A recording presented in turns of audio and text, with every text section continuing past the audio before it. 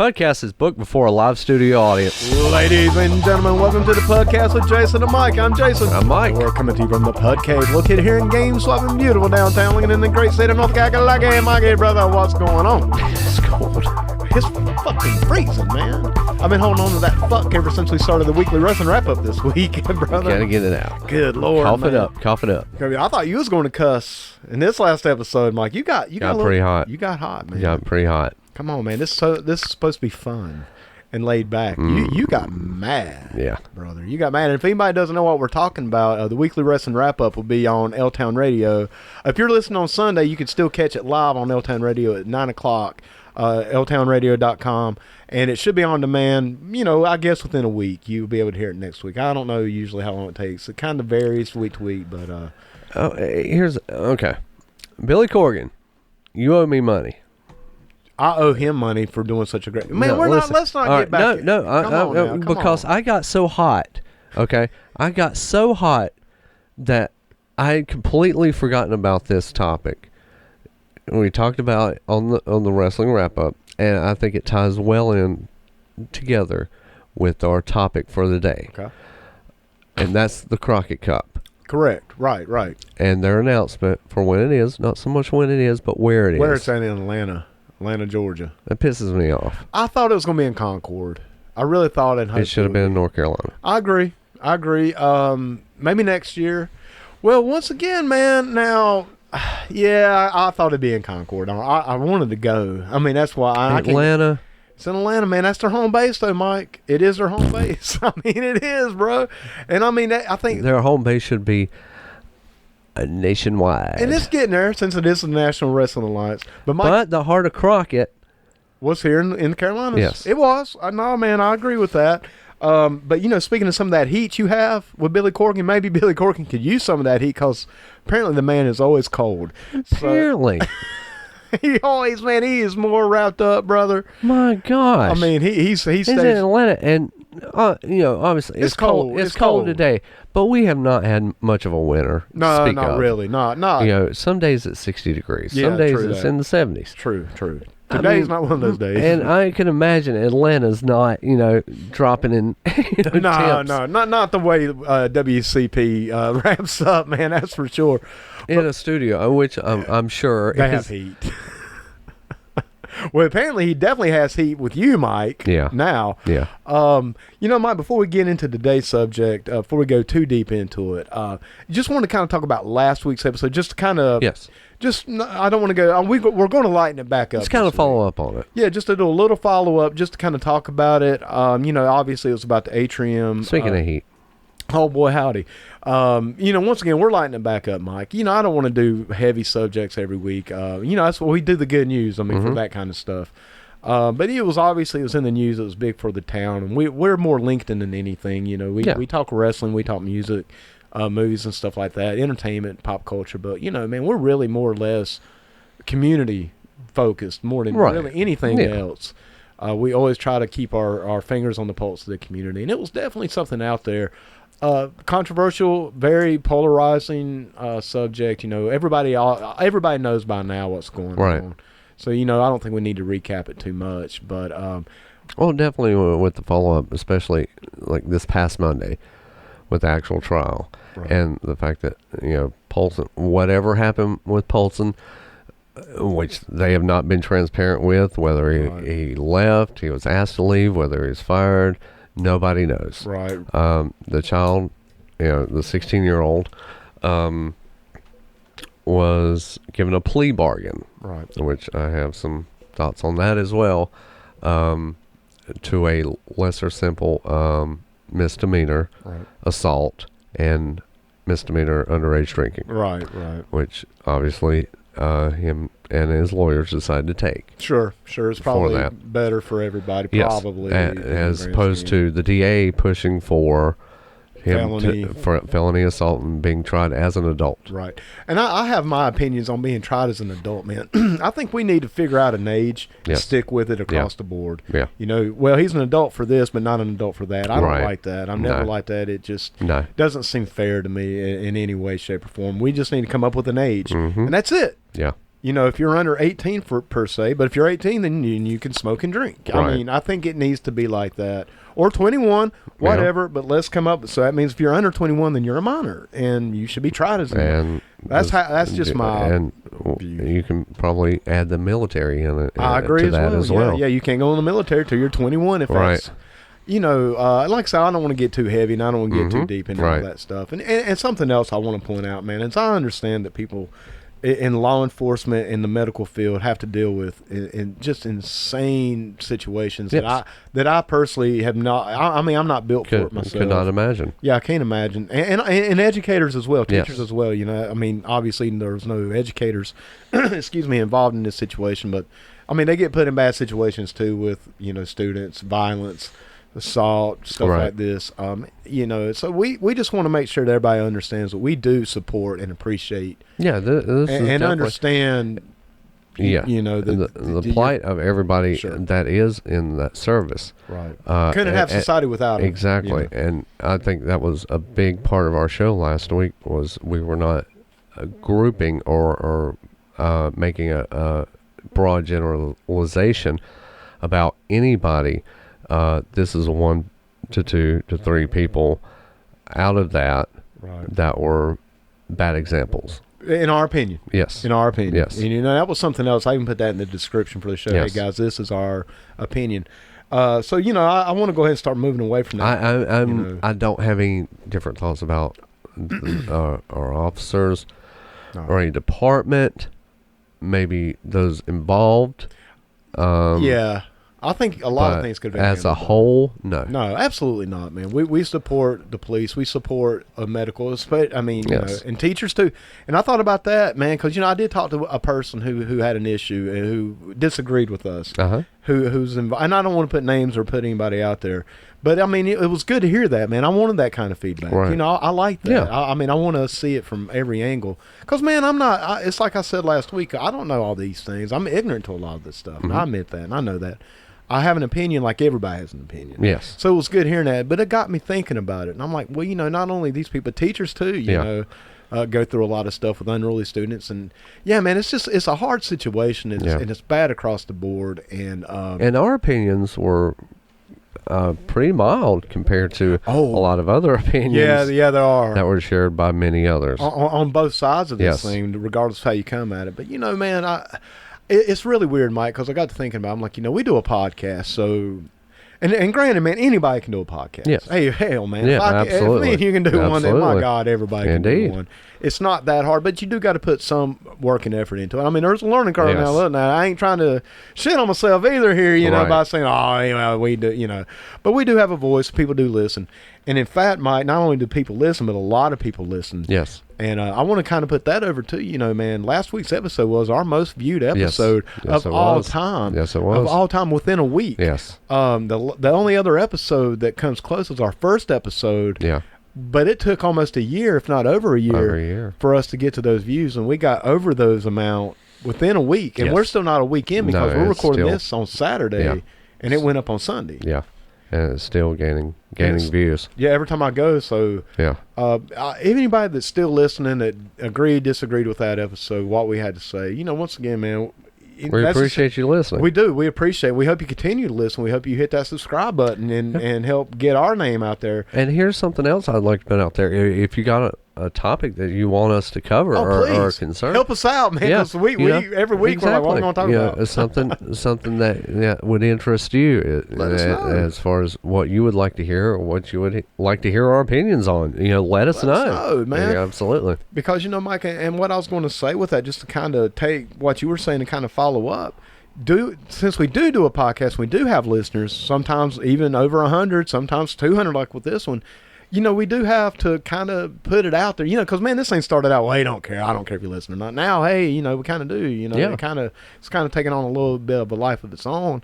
Not huge. I mean, we're not like, super, I mean, we're just still us, Yeah.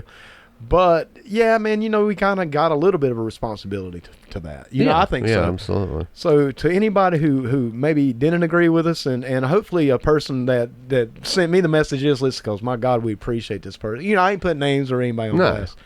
But somebody who supported us from day one had a different opinion. So we got to talk about it. And like I said, man, it got me thinking. And I'm like, yeah, I see where you're coming from. But, you know, at the same time, I hear what you're saying. I hear what you're no, man, no. I hear what you're saying, Mike. But no, I totally, because it's a different viewpoint. Yes. And it's a viewpoint Well, that isn't, absolutely. that's in it, you know, that understands. And we're not it here from a to different. here to strike that down at all. No, not at all. And like I said, I think it was just an unfortunate situation across the board. And I don't think we've heard the last out of it. I don't either. I don't either. I do think the sheriff's department. I put more of my focus on the sheriff's department. I think it could have been handled better by the sheriff. I think the sheriff could have had a better attitude towards it, for sure, and not just kind of dismissive and even somewhat hostile. Once again, I'm not getting back into that, man. I want to lighten it up this week. And you felt strongly about that, and I feel strongly that the security guards at Atrium were the epicenter of this whole thing spiraling out of control. Yes, that's where me and you even disagree with, because I'm like, well, I think it, you know, once again, brother, I don't know what it's like, and I wouldn't want that job, man. I mean, I would not want that job, and I appreciate what they do. Yeah. You know, so anyway, man, I just want to kind of touch on that. I also want to touch on the views we had. Hope everybody does understand that it is just an opinion, and it's just what we're coming from. We appreciate everybody listening and listen to our opinions. Yeah. You know, I mean, hey, you know, we don't take our own opinions that seriously, neither should you. Right. You know, to everybody out there listening, for real. And we do appreciate it. And I also want to say thank you to Wayne Sisk for being here. You know, we were just kind of talking, Mike. Oh, absolutely. It was just one of those things. We didn't even plan on doing the show on that. It was actually going to be a music show. Yeah. And it just kind of evolved. It was too big to. Right. We couldn't just touch on it for 5 or 10 minutes. You know, we kind of had to go with it. But, you know, Mike, you just said if people out there have any ideas for us, to send it in or to let us know. And I think it's funny because it kind of ties into that. Because, man, a lot of times we don't know what we're going to talk about. Yeah, sometimes for a couple days or sometimes a day off. We can have a topic in our head already, or we can just go with stuff on the fly. Yeah, we kind of go both ways. And I know, man, for last week's show, we were like, what we're going to talk about? I don't know. I'm like, you just want to call him Wayne? Dude, Wayne's like our safety net. Wayne. Me too. I love having Wayne in. Man, I've always said nobody, and I've even had other people that listen to the show tell me, like, nobody can tell a story like Wayne Sisk. Yeah. And Wayne Sisk is kind of our lifeline. I mean, like in that TV game show, Who Wants to Be a Millionaire, when you have a lifeline, you know, you need help, you know, or something to kind of, and that was us. What we're going to talk about, I have no idea. Any idea? No idea. Well, see, Wayne, here's Wayne, you know, and there he was. I know you and I can easily do 2 hours. About nothing, really. Yeah. I mean, we can just Wayne, you can probably top out about 4 to 6 hours. Oh, easily, man. Easily, and just keep going, man. Yeah. Well, once again, and we got to get Wayne in to do the music episode that we were planning on, because I want to do that episode too. You know, I even considered maybe asking you and him to come in this one, but let's break it up a little bit. Yeah, you know, let's definitely break it up. But you know, Mike, something that I wanted to bring up to Wayne, that I didn't get to bring up, something I talked about the other week, and something I want to talk about before we go into today's show. Because today's show is going to be, man, I've been wanting to do this show since day one. Yeah. And I'm really glad. I was even thinking about waiting until my birthday or something to do it. You know what I'm saying? But I was like, man, I want to go and do it now, man. I love Dusty. Yeah. McMillions. That documentary I've been watching, man, about the McDonald's Monopoly game fraud. Right. You know, I was really putting it over the other week. Last week we didn't get to talk about it all. Wayne's been watching it too, so I really want to talk about Wayne. Just real briefly. Man, y'all need to watch this show, dude. Yeah. It is stranger than fiction what went on, dude. Yeah. The mob's involved now. Right. Like, I didn't know that originally. The mob's involved. There's 2 Jerrys. You know, there was an Uncle Jerry. Now, apparently, there's 2 Jerrys. One's in the mob. That's insane. One's a security guy for the marketing firm. Dude, it had the mobster's wife on, or ex-wife.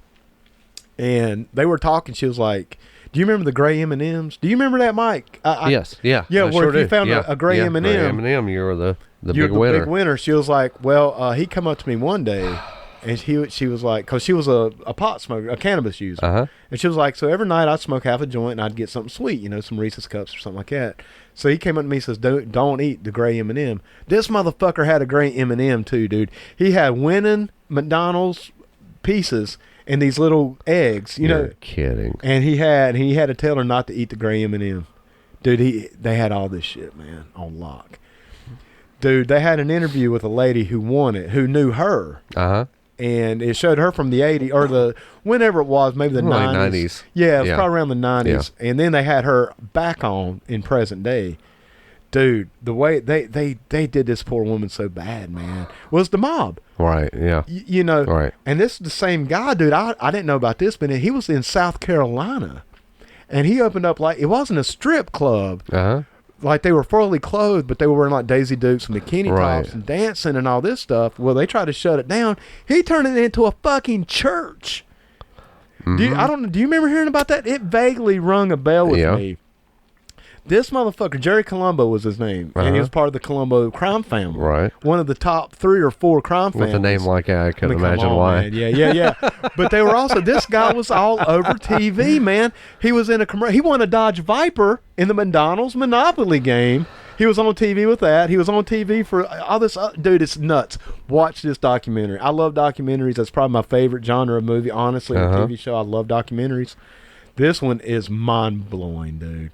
But they had a gray M&M. That tripped me out. She was like, yeah, we had a gray M&M. We had it in the house. We had it in aluminum foil in the freezer.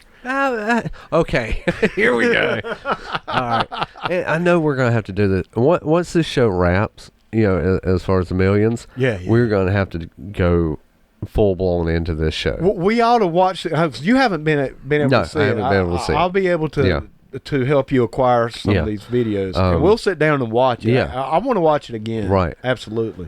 Once it fully, we going through this, is definitely we're gonna need to go through this. And we'll bring Wayne in for that one. But how in the world you've got $1 million M&M?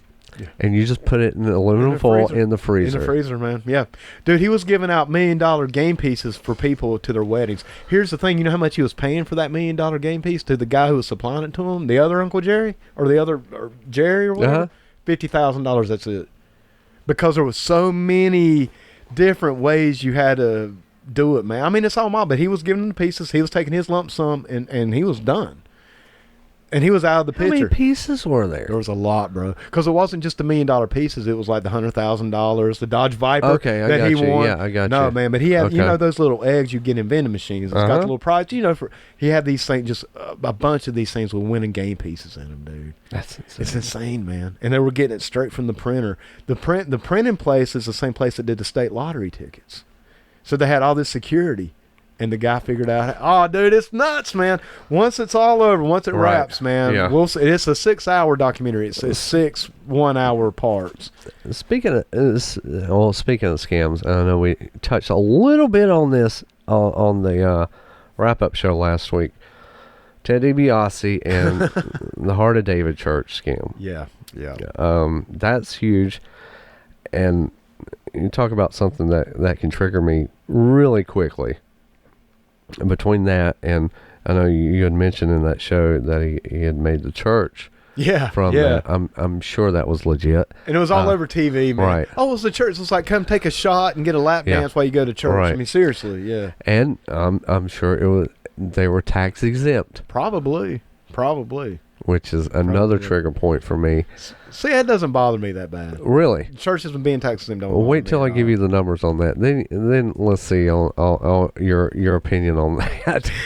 But it'll probably change drastically. Here's my issue. Before you go on that, my only thing, man, if you start taxing churches, the only people that are really going to suffer are going to be these small local churches who actually help out communities, man. They're going to suffer more than anybody. Because these $1 million churches are still going to make their money. Yeah.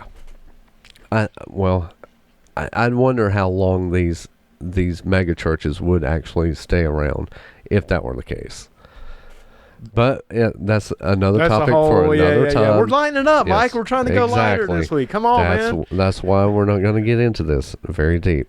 What we are going to get deep into is the life and the times of the American dream. Dusty Rhodes, bro. The real American dream. The real one.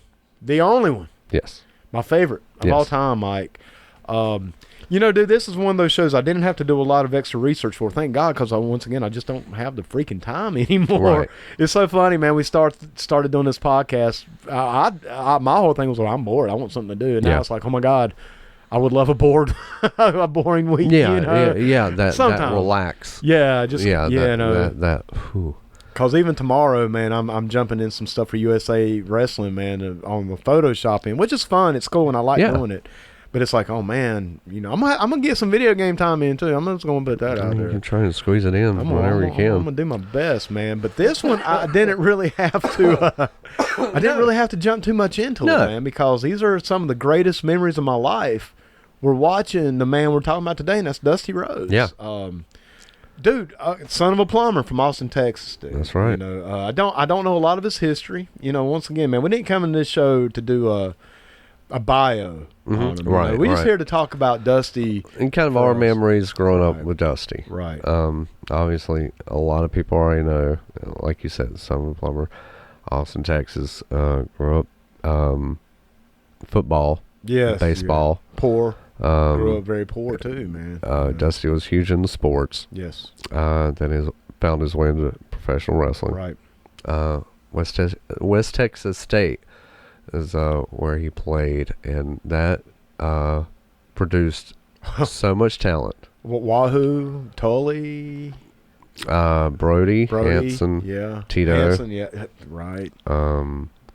Tully, did you say Tully? Yeah. So much. I mean, just right there. I mean, that's all you have to have. I mean, I'm sure there's more, but there you go. Dickie. It was. I think Dick. It was. That was a topic of contention whether Murdoch was actually there or he just kind of hung around. It was a hanger on, yeah. Either way, he whether was in he's just circle. hanging out with everybody or he actually went to school there. He was in the circle, all right. brother. Yeah. Maybe only second to Minnesota. Yeah. You know, as far as a talent pool. Started out as a heel with Dickie. Right. Texas Outlaws. Texas Outlaws still won the AWA and all around Japan. Right. One of the greatest heel teams of that time. Some of the stories that you would hear from those guys, man. Like having a donkey in the hotel room. Just things of that nature, dude. They were living it. Roy Howdy, man. Dusty finds his way to Florida, still heel. Yes. With Paxson and Gary Hart and his group. Then the infamous turn that created the American Dream. Right. And from there on, it was a rocket. Changed the landscape of professional wrestling. I hate that. I know. I would rather say landscape. It did. But it truly did. The future of professional wrestling it changed. It changed that day. Yes. Everything changed. That was ground zero from what would happen and what would come. Yes. Dude, when you're the man who inspired Ric Flair and Hulk Hogan, come on. I mean, they were both. But let's go back to that, too. And look at that. I'm getting ahead of myself here. What inspired him was Eddie Graham. Eddie Graham, yeah. And Eddie Graham inspired so many people. Yes, you look at Bill Watts. Yeah, brother. And look how many people was inspired and brought out by Bill Watts. Dusty. I mean, these were all guys that were under Eddie. Right. And I think at some point we need to look at Eddie's his career and his impact on professional wrestling as a whole. Spotlight. Because without Eddie, you know, we wouldn't have Dusty. Without Dusty, we wouldn't have Ric Flair or Hulk Hogan. And who knows who else, man? Magnum. Right. I mean, Cody. We wouldn't have AEW. Man, Dusty Rhodes' legacy is alive and well in AEW. You feel it every show, especially that last pay-per-view. That was Dusty's night. Tommy Dreamer still wears the polka dots. We'll get to polka dots a little bit later on in the show, obviously. But come on, man. I mean, the spirit of the American Dream. Dude, as long as there's professional wrestling real, the Dusty Rhodes Tag Team Tournament in NXT. Dusty Classic. Yeah. I mean, come on, man. He's still. Oh, yeah. He's still as influential and he's still there as he always has been. The American Dream will never die, bro. No, absolutely not. It will never die. What was it like for you growing up with Dusty? Okay, man, we're about to get a little personal. Okay. And this is what the show's all about, man. Absolutely. This is about me putting it out there, brother. You know, to me, Dusty Rhodes, people say, who's your favorites? You know, I've always been a Hulk Hogan mark. You know, obviously everybody likes Flair, you know. Obviously, I love the Boogie Woogie, man. You know that. But no one ever compared to Dusty Rhodes. And I don't mean wrestling, man. I mean movie stars, musicians. Right. You know, I'm a musician myself, and even to this day, if Geddy Lee, who's my musical hero, and Dusty Rhodes walked into the room at the same time, I'm going straight to Dusty. Yeah. Back in the day, Mr. T, Sylvester Stallone, Arnold Schwarzenegger, and Dusty Rhodes could all walk into the same room, straight to Dusty. Yeah. Like I said, man, as a kid, you know, I was a fat kid, man. Let me go ahead and I think I've put that out there before, you know, man. And that's something that's, you know, kind of carried with me all my life, Mike, you know. So once you're the fat kid and you kind of get, man, I was bullied a little bit for it. I mean, it wasn't hard bullying. I wasn't. Right, yeah, it was that. But it was always there. Yeah. I was always the fat kid, man, you know. So kind of being that, man, you look at a Hulk Hogan, you know, that's like looking at Superman. Yeah. You know, because Hulk Hogan was probably my first actual introduction to the world of wrestling through the A-Team. Yeah. Because I love Mr. T and, you know, I love the A-Team and Hulk Hogan. But it's like looking at Superman. Yeah. You know, looking at other guys like the Road Warriors per se. You know, man, these guys, you can't relate to them. When I saw Dusty Rhodes, I'm like, I look like Dusty Rhodes looks. You know, not an underwear model by any stretch, man. Yeah. But when I started watching was right when Baby Doll was with him, you know. Okay, yeah. It was all around about the same time, 80, man. I think it might have been, early 86, maybe late 85. I think Baby Doll maybe necessarily wasn't with him in the very beginning. I can't remember, man. It all kind of runs together. It does. It really does. But, man, here comes this man out here, you know, talking his talk. The most over guy they have. I mean, and I'm like, I can relate to him. And the way his interviews went, the way he could cut his promos, man, his soulfulness, his dialect, his cadence, man, the way he spoke, he was. I could relate to him, man. I mean, he looked like a guy I could see at the convenience store that would hang out with my dad or something. Yeah, definitely. You know what I'm saying? But he's over here talking about everyday man. He's a common man, you know, which we'll get into a little later on. Right. But, I mean, this man's talking like, you know, I'm the son of a plumber. I'm the most highest paid athlete in professional sports. Yeah. You know, I'm the star. I'm the man. I got a good-looking blonde on my side, man. I got belts around my waist. Dude, that captivated me, man. Yeah. He was my hero. Dusty Rhodes was my childhood hero. And just being – and then, you know, you got him up there against his polar opposite, Ric Flair. Right. You know, who came out with the suits, who looked good, man, who had a good body, who could get any woman in the crowd. Here's the champ. He was the champ with this gold belt, man, because he started out with the, you know, the 10 pounds of gold, and then he had that real huge belt, gold. Which to a kid, and even as an adult, man, I look at that belt. You actually have a replica here in the Bud Cave, and it's both, like, on both, for both belts. Yeah. And it's like, oh, my God. Yeah, that's the one. That's the one you want. Oh, yeah. Yeah, that's the... That's your Lombardi trophy. That's your World Series trophy. You know, that's your Stanley Cup. That's what you see on TV, and it's like I want to aspire to be that and to get to that point. But here's the thing, Mike. All those trophies you just said, you can't wear them. Right.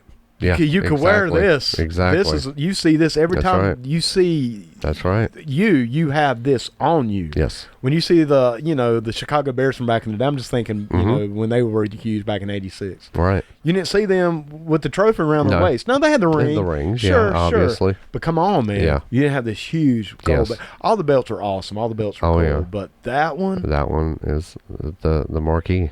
And like I said, man, when you have Dusty Rhodes, the common man, the man who worked his way up the top, versus this man with a silver spoon in his mouth, limousine riding, jet flying, you know, both these guys pulled that off so well and lived that gimmick so well. It was the best rivalry.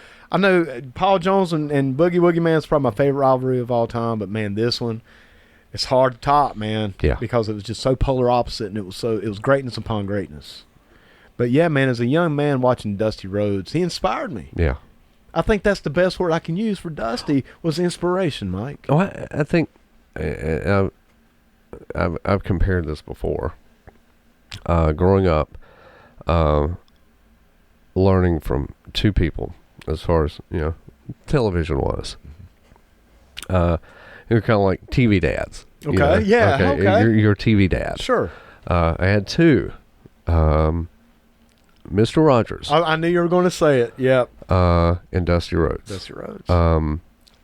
Rogers taught me how to be kind and patient and respectful, accepting. There you go.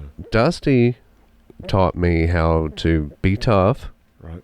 No matter what the odds, you could always overcome in any situation, whoever you were. Right. Strive for excellence. Yes.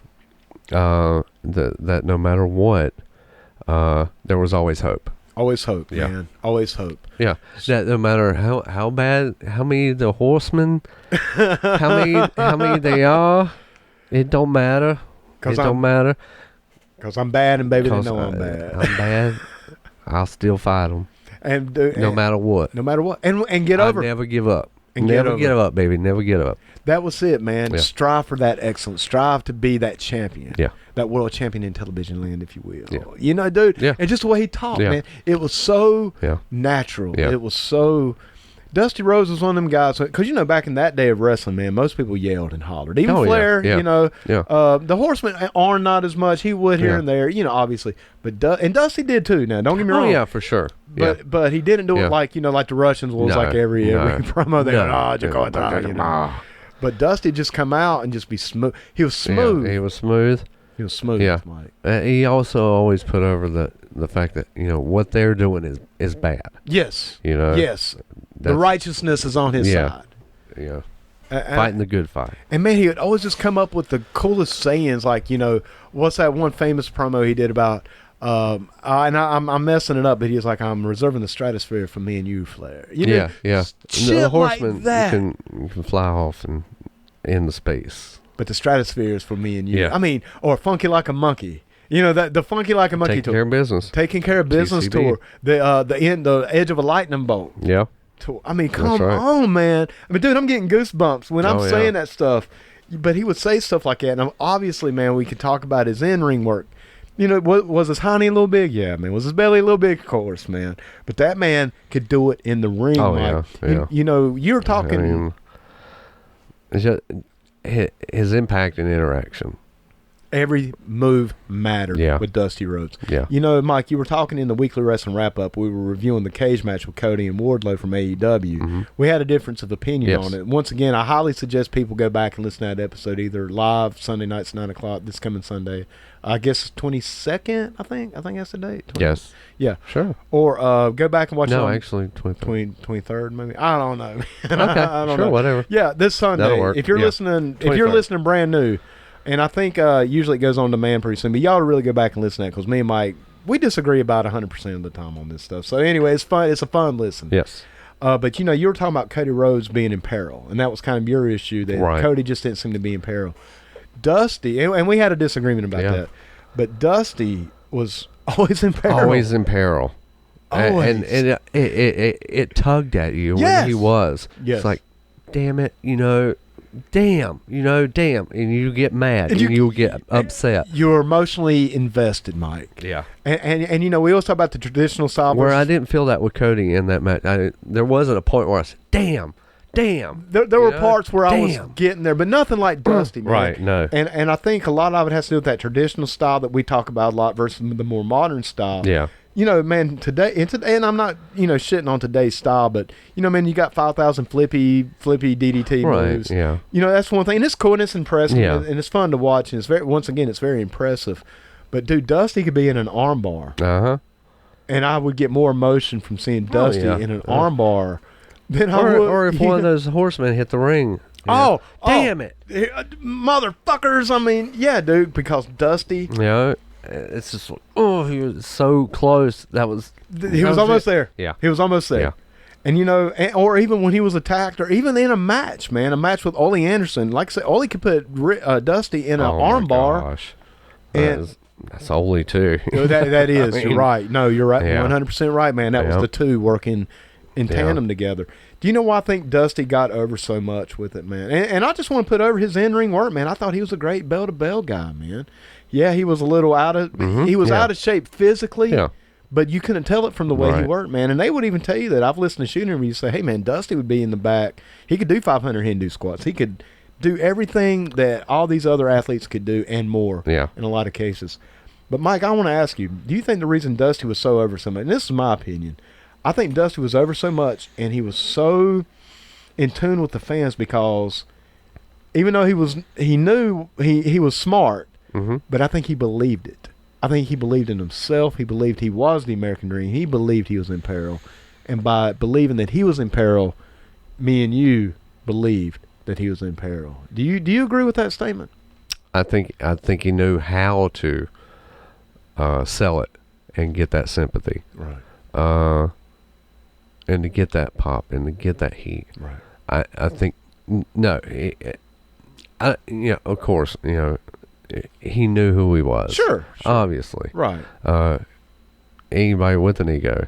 Flair had an ego. Oh, dude. Obviously. You Everybody have to, you have if you're on that top spot, you have to. Sure. To a certain extent. Absolutely, man. With that peril, I just think he knew how to draw it. Right. Just like in his interviews, he knew how to draw people in. He knew how to draw people into, as a booker, he knew how to draw people into the shows. Right. To get those asses in the seat. Yes, and not just with him. Now, let's that's a good segue, Mike, because obviously I want to talk about the man's booking because we're talking about his personality and his persona, the American dream. As a kid, once again, man, and I don't want to beat the dead horse, being a little fat kid, who maybe didn't believe in himself as much as he should have, Mike. Let's just go and put that out there. But seeing Dusty Rhodes, the persona, once again, belly a little big, hiney a little big, getting over, man, and winning these belts inspired me. But it wasn't just the Dusty Rhodes stuff. It was the whole shows, man. It was the Rock and Roll Express and the Midnight Express. Oh, for sure, yeah. It was the Magnum TA and Ronnie the Nikita. Garvin's. It was the Ronnie Garvins. It was the Barry Windhams, man. It was the Paul Jones Army and the Boogie Woogie, man. Yeah. Who was responsible for all that in the back that we didn't even know at the time? Oh, yeah, exactly. We just thought, hey, this is natural. This is the way executive producer Virgil Runnels. Who's that? Who's that dude? That's the American Dream, Dusty Rhodes, baby. That's Not right. only was he a character and a persona that really shaped my childhood and really my life in a lot of ways, Mike, but he also produced and written and came up with, or booked, however you want to put it, whatever words you want to use, some of the greatest drama for sure. in television that I've ever seen that you thought was real. It wasn't even television. It was real life being, it was really some of the first reality TV in a lot of ways. Okay. I mean, you can really compare it because let's face it, man, what you see on reality TV is not really reality. No. It's worked. Yeah. Just like this was worked. But it's presented as real. Yes. And Dusty was behind that. Yeah. Now, Mike, let me ask you, just like I know, that there's a lot of polarizing opinions on Dusty's booking. Oh, yeah, absolutely. What do you say to that? I got my opinion, but let's get yours first, and then I'll chime in. I think Dusty took a mediocre to good territory that had amazing talent. Sure. But was kind of stalling. Okay, a little stale, flat. Okay. He took that and turn it into a powerhouse. Yeah. Not just a territory, but a national company. Some will say global. I mean, they worked some overseas. They worked some in Japan. But definitely national. National for sure. Took it national to where you could compete legitimately with the North, Vince, and WWF at the time. Correct. And even AWA to a degree. Which, at that time, Vince was killing off all the territories. Yes, he was. But NWA, that came from Mid-Atlantic, Jim Crockett Promotions, stayed alive and was thriving. Yes. Which not a lot of other people were doing. No. And in fact, Mike, a lot of people would even say that once Dusty was released, after the sellout, because they were still doing okay. Right. And then after Dusty left, due to the whole Road Warriors debacle with the spike to the eye, went back to Florida briefly, and then eventually ended up as the Common Man, which we'll get into a little bit more Common Man here in a little while. Because we still have a lot to talk about with the booking and everything. That's really when it's took a nosedive for a while. It really did. It really did. Yeah. And obviously there's bad management, and you listen to any Jim Cornette podcast, and you'll hear all about it in much greater detail than we can ever discuss. Because most stuff we'll just talk about is what we heard on the Jim Cornette podcast as far as Jim Hurd and the bad management and stuff like that. But Mike, it always just makes me crack up because there's a lot of hate on Dusty's booking. Oh yeah. Oh, he put himself over. He's always in the main angles, this and that. And I'm like, why? Do you want to take a guess why he was? Is it because he's writing it, or is it because he's that over? Yeah. Mike, just like I know, man, you just can't book somebody to be over like that. You just can't. No. They've tried it. You can't. Yeah, exactly. If Dusty has this vision of what he wants, and what he wants to see as far as a story, there's only one person that is going to get that across like how Dusty wants it, and that's Dusty. That's Dusty. Yeah. It always cracks me up because I still, I'm still on a couple fan pages. I actually did drop the AEW fan page. That one just got too toxic. Right. Yeah. Man, I'm like, yeah, okay, I'm done. Absolutely. I'm still on the NWA page because it's half Right. and half. Yeah. It's got some good stuff on there too. But I always laugh because I just saw here kind of recently, it's like, yeah, Dusty as a booker was terrible, blah, blah, blah, going off. But I love the Horseman. Dude. I mean, Dusty booked the Horseman. Yeah. Oh, Didn't come up with the creation. No, obviously. true. But saw what was happening and said, let's run with this. Yes. This is the big group. This is, these are going to be the heat magnets. And proceeded to put him over. Well, look who was booking before Dusty. Ole. No. Was it not Ole? Ole was in Georgia. That's right. You're right, Mike. Yeah, Ole was that's in right, Georgia. That's right. He did some Carolina stuff. He did a little back bit. in the late 70s, early 80s. Yeah, right. But at this time, I think you had 4 different bookers in 4 different spots. And like, you had somebody in South Carolina, you had somebody in North Carolina, you had somebody in Virginia. Yeah. You had like Dory Funk, I think at one time. Dory Funk Jr. was booking at one time. Sandy Scott, George Scott. Yeah. Let's see, Wahoo. I think he booked Wahoo for a did little some while. booking. Yeah, that's true. Ernie Ladd. Was a Ernie little bit. Did he do? I think he did some booking. Okay. A little bit of booking while he was there. Right. Yeah, it was just all over the place. Right. And you couldn't really get any cohesion. Maybe Paul Jones. I think Paul Jones did do some booking in the Carolinas. Yeah. So it wasn't anything solid and structured. Right. It was kind of. They were just trying to book over each other. Correct. Right. Yeah. Right. Which, I mean, back then, I guess you could kind of do that, when you're running your house shows and stuff, but you still have a televised show. And I remember even hearing Dusty in a shooting interview said, yeah, that was my condition. It's all mine. Yes. If I come in, I got the whole book. Uh-huh. But once again, Mike, just to kind of get to some of the haters. I mean, dude, we're still talking about the stuff Dusty was in charge of all these years later. Yeah. And then you're going to have the audacity to say he wasn't a good booker. Yeah. But then put over the Horseman and those angles and still talk about We're not talking about George Scott's booking. No, we're not, Mike. No, and it trips me out. And everything I know from Scott's booking is he would just give them, hey, you guys are figured out. Yeah, you guys figured out. Where Dusty's like, this is where we're going. He wants it detailed. We have a vision. This is the vision. Take the ball, run with it. Yeah, here's the goal line. Yeah. We're on the 50-yard line. You got to figure out how to get to the end zone. And that's why it just trips me out, man. And it's like it wasn't just a vision for himself; it was a vision for the company, for the company as a whole. You say the Rock and Roll Express. He saw a vision for them. Yes. Magnum and Nikita. My gosh, look what it did for the Rock and Roll Express. And I hate to say, but even Ricky Morton will still kind of, is publicly kind of shit on Dusty or something. And it's like, dude, he booked you. Yeah. In the most over angle ever. I mean, what else do you want, man? And I mean, we talked about you have to have a certain character and personality. Did you ever look at Ronnie Garvin, man? They tried it with Ronnie. It just didn't work because, and I love Ronnie Garvin. I think a lot of people's problems with Dusty Rhodes' booking as far as talent goes was money. It always usually comes back to money. And once again, not being on that side of it, I guess I could kind of see that. Well, I mean, if you got shit out of $1 million, then I'll probably have a little. But see, to me, and that doesn't even involve Dusty. You need to talk to, Jim Crockett about that. Crockett's the one writing the checks. Right. Well, I know a lot of people say, well, Dusty put him out of business. He was spending too much money. I'm like, man, the name of the company was Jim Crockett Promotions. Now, if you can't keep Dusty in check, that's on you, man. You're the boss. Yeah. I mean, the buck stops at you. Yeah. Now, I mean, would you give a wrestler an open checkbook? Hell no, man. I want to give Dusty Rhodes an open checkbook or a blank check. Yeah. Hell no, man. I'll be like, hey, dude, I need to know. It helps to have a competent accountant. That too. I mean, man, it's like Jim Cornette even said the day before they went out of business, they just sold out an arena. So it was more than just, and that's something else. Well, Dusty booked him in the hall. No, man, it was bad management. It was bad money. Did Dusty spend too much money? Probably did. He's a wrestler, man. Come on. I wouldn't give Dusty an up and check it book either. You know? Crockett was on those plane rides. Amen. He was, brother.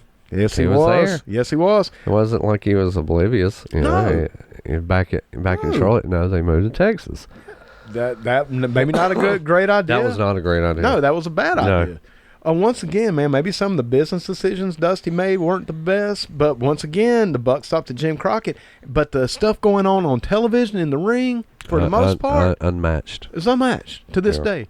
Once again, man, and I'm not trying to shit on Blackjack Mulligan and Ric Flair. No, not at all. I'm not, man. No. But when you go on most of these fan pages, what are we talking about? We're usually talking from 1984 or 5 up to the buyout from Ted Turner. Who was looking at?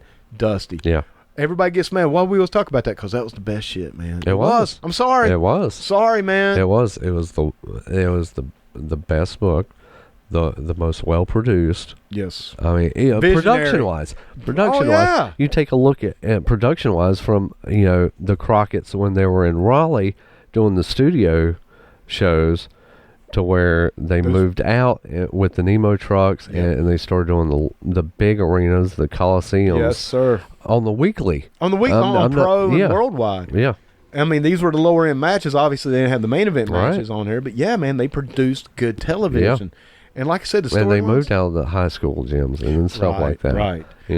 And like I said, man, every time I see somebody put over the Horseman and Flair and how much they love that stuff, and then shit on Dusty, I'm like, Dusty. Once again, Dusty didn't put it together. That wasn't his idea, but he saw gold and he ran with that gold and made it gold, man. Yeah. I mean, Dusty's the one that made it gold. If Dusty didn't want the Horseman or wanted to bury these guys, he'd have never done what he did with them.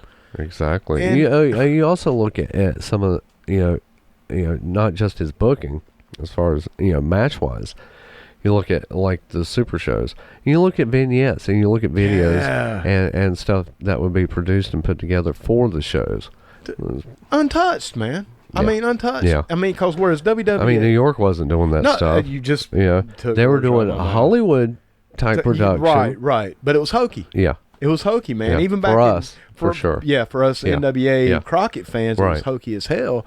And Dusty did that same kind of production quality, I would say, but just did it in that more realistic, gritty, real. Yeah. Once again, man, you got to believe it. Yeah. And I think Dusty believed it, man. I mean, obviously it's not a marketing, obviously he knew it was a work, but he believed. What I'm trying to say, Mike, is he believed in what his vision was. Right. And he always excelled at that because that was him. And he knew he couldn't go wrong, man. You can't fail. When you think you can't fail and you believe you can't fail, you won't fail, Mike. Yeah. And that was Dusty. In fact, that even brings up just here recently, Cody Rhodes on AEW and Tony Schiavone. I wish he wouldn't have said that. Ever since Jericho said that, man, I get caught up now. Oh, yeah. He's killed it, man. He killed it for me. But they were talking about when Dusty met Willie Nelson. Yeah. I don't know if anybody out there is familiar with this story or not. I wasn't familiar with it until I heard it on AEW. But Dusty, or somebody come up to Dusty and say, hey, Willie's, going to meet you down at the pool at 2 o'clock or whatever. Right. And then, 2 o'clock comes and goes. Dusty's still in his room. They're like, Dusty, are you not going to meet Willie Nelson? He said, the star always comes out second. Yeah. He just big leagued Willie fucking Nelson. Yeah. Dude, Willie Nelson. Yeah. This is in the 80s, man. Yeah. Do you know, Willie's big now. Huge. Willie's big now. Yeah. This is coming off the cusp of that outlaw country music that had taken the country by storm. Waylon Jennings, Willie Nelson, Hank Jr., David Allen Coe, all these guys, man. Yeah, Willie had been in some movies as well. Yes. Yeah. Yeah, he was a star. He was iconic in the 80s. He's iconic now, obviously. Willie's just one of those people, man. He's in the public lexicon. Super icon, man. Yeah. What did Dusty do? He big leagues them. Yeah. What? Give me a fucking break, man. Oh, you know why he did it? Because he knew and believed that he was the star. Yeah. Which made him the star. Brother. Exactly. Now, should we talk a little bit about his promos, man? I know we've touched on his promos. We all at least bring up the Hard Times promos. Hard Times promos, I definitely, to me, that is everything about Dusty Rhodes wrapped into one interview.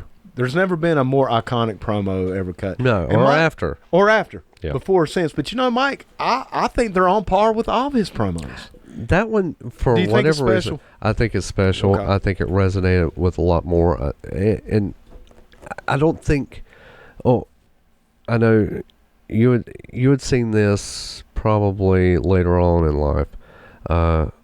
But at this time, it resonated with people around, that were around and alive and struggling around this area, where there was so much there was struggle and there was strife with the textile workers and the mill workers, not knowing, if they were going to have a job, they were getting laid off. It was a hard time. It was a hard time. It was a hard time for everybody. Right. And a lot of people were struggling and just didn't know if they were going to make it through. Right. And Dusty captured that. Yes, he did. He always kept his finger on the pulse of society. Man.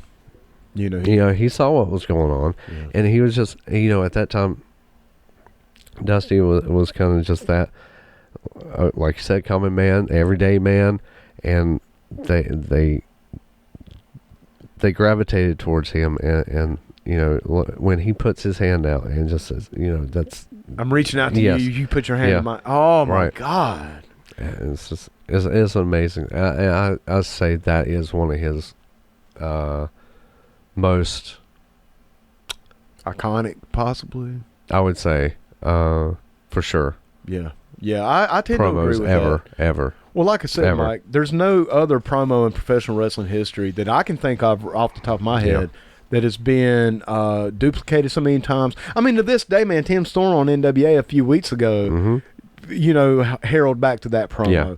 The name of the last NWA pay-per-view was Hard Times, man. You can't deny it. You cannot deny. Not to say he didn't have just amazing promos. Every promo, and some of them got wacky. Some of them got. Well, he could be a little wacky. Okay, all right. Case in point, Dusty and the Gorilla. Yeah, dude. Sometimes, man. Sometimes it did. He was an entertainer. Yeah. The only other one that really I harken back to is the one he did with Dustin back in the 90s when he made that little comeback in WCW. Yeah. Oh, yeah. When he had that feud with, Carl Parker, Stable, Arn Anderson, all that. And look out for that one here coming up. Probably a revolution. Yeah. We'll see. But his promo about Arn Anderson being a walk behind her. Yeah, man. That one always grabbed me. It's like, oh my God, that was really good. It's like you were always, when you are a walk behind her, when you're a follower, the view never changes. Yep, and I mean, because there's a lot of realness to that, man. Yeah. Oh yeah. They're really, especially at that time, because Arn had obviously Arn now is iconic. We have exalted Arn to his rightful place, which he should always. But at this time, he was always that horseman that got beat. He was always kind of at the bottom of the pecking order. He was always behind Flair or Tully, and Ole to a certain extent until Ole was out. But even then, man, he always followed Flair, or when he was in the Dangerous Alliance, he was a rude follower. Yes, correct. And when he was in the stable, with Carl Parker, he's a walk behind her, and all this stuff. And even though he was the backbone, he was. He was the backbone. He always was. Yeah. But it was one of those interviews and promos, and talking with Dustin. And it's like I haven't always been around, while you were a kid. And when you were a kid and I was gone, seeking my fame and fortune, I wasn't there.